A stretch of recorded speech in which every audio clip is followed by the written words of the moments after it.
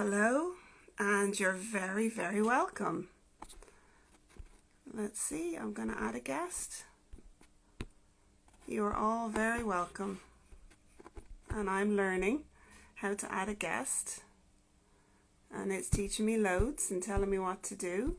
I got two eyes on me, and my friend Suzanne is waiting while Instagram is telling me how to do this right. Isn't this fun? Imperfectly here. And I'm definitely living up to the title. But for some reason, there we go.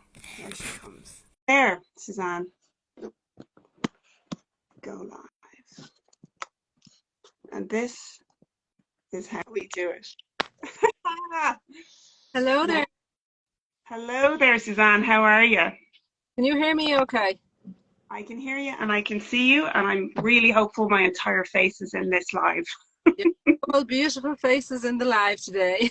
Oh, look, and it only took me 30 seconds to get you on board. Progress. We're getting there. Yeah, no, there's a whole lot of diggers around me at the moment. I'm sitting in a car park, a very noisy car park, so I hope that doesn't affect. But that doesn't come into it. I did find earphones, so I hope the charge lasts in them.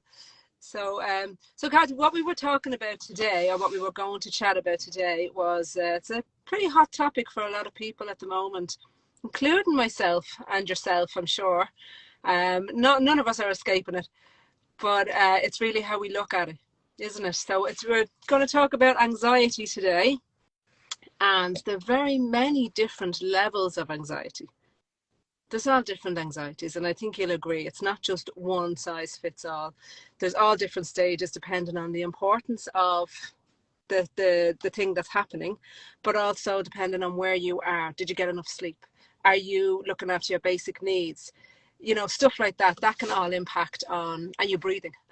We talked about breathing last. We don't just do it once a week. And so, what do you think about that? What's your take on that? Well, I think when we were talking about anxiety earlier, and that's what we do as we prepare for these, as we get an idea of what the topic is that more and more people are experiencing levels of anxiety that they haven't before. And that's really unusual. And so they're not sure, because it's so new to them, they're not sure what to do or how to step in it. And it can almost increase and make the feelings of anxiety last longer. And as with anything new, when it's something we haven't experienced, there's fear that comes with that. So how do we kind of talk about how we handle it, how we work with our families, how we work with clients, and how anxiety is going to happen, as all feelings do.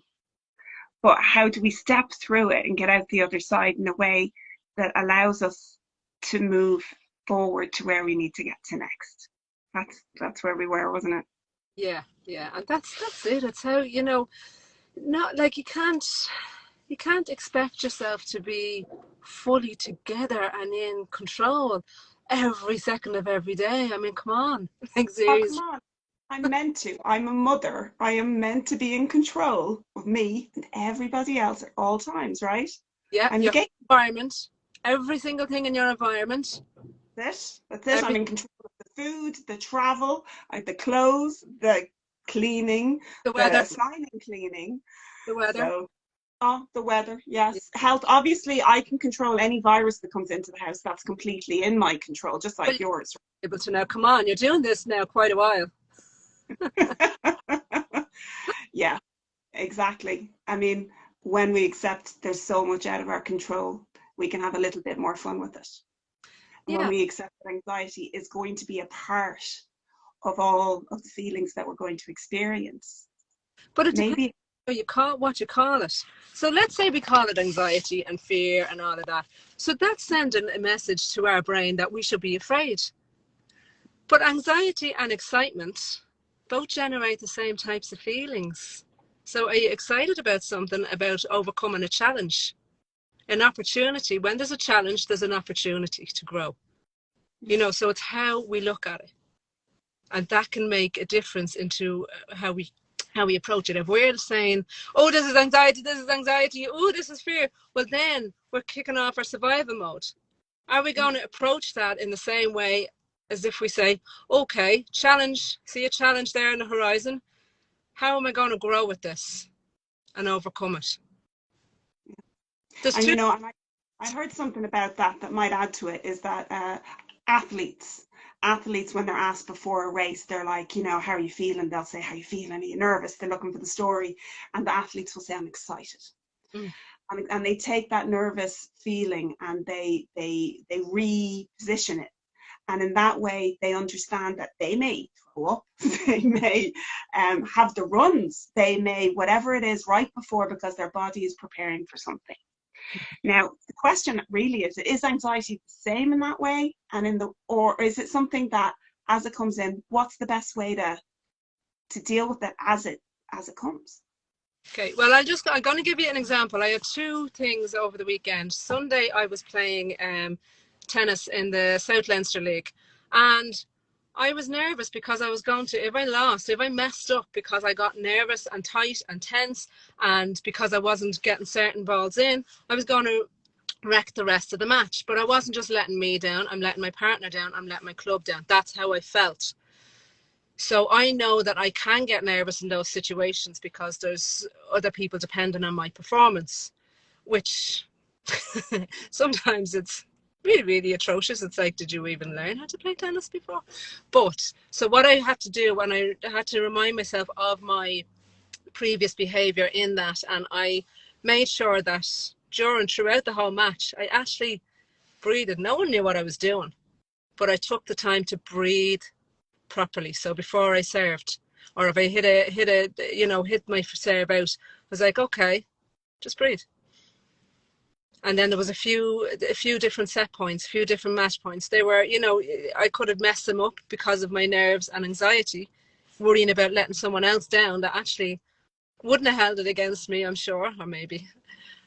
But I just took the time to actually take those 5 seconds out and I breathed. Nobody around me knew what I was doing, but I was able to get myself into a state where I could focus on what the job needed. Not thinking, what if, ah! So, so Which that was really my does way. sound like anxiety in action. What if, Yeah. and explode. Yeah. And so I'm hearing you say it's come right back into the breath and to bring yourself into the moment that you're in, even if it's unpleasant. You Mm-hmm. bring yourself into that moment, even if it's numb, even if it is, because it's a fleeting thing, and to accept and allow it. It sounds so easy, but bringing yourself into a moment when you're so ready to catastrophize or make stories about what will be or what has been or what will always be is a practice. And it's not something that we get to without practicing. It's not just innate, it's something we all have the ability to practice breathing. And we're down to our topic. I think every conversation comes back to the breath. I mean, that's the most natural thing in the world is breathing, but yet most of us do it wrong most of the time. So it's consciously breathing. Yeah. Bring yourself into the present. You have no control over the future, believe it or not, Kathy. You have no control over the future. Don't But tell my children.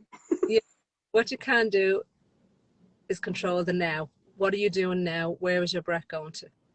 And it's down to breathing. And you're talking about being a mother. You are the flight attendants for your kids. If they see you panicking, they will go into, oh, should we be afraid? So it's taking the time out. And there's nothing wrong with being afraid. We all go through this stuff, but it's learning how to be afraid and do it anyway and manage it. Just really manage and, get support, get help, reach out, talk to somebody because it's so normal. It's not this big. It shouldn't have this stigma around it. Talk. There's so many people dealing with this, experiencing this, and they think there's something wrong with them. And there's not. And we're all doing it, and if we're not in it alone, and if we reach out, then it allows us the room to grow rather than to diminish and make ourselves smaller. And I think that's the point of why we're doing this, is to explain that everyone goes through it. Mums go through it, coaches go through it, professionals go through it. So we hope you got to take something away from this. Those that have joined us, we're really, really happy you're here. We hope to see you here next Tuesday for Imperfectly Here at some point in the 11, 12 o'clock zone. Anything else before we wrap up? No, I just want to thank Claire and it's Phil Farrington, Michelle, Amanda. Thank you so much for joining in today with our Tuesday chats with Sue and Sue and Kat. Oh, we're going to be singing it soon. Kath. Thanks so much. Now there'll be a nice and clumsy goodbye as I figure this out. Take good care, everyone. See you now. Bye.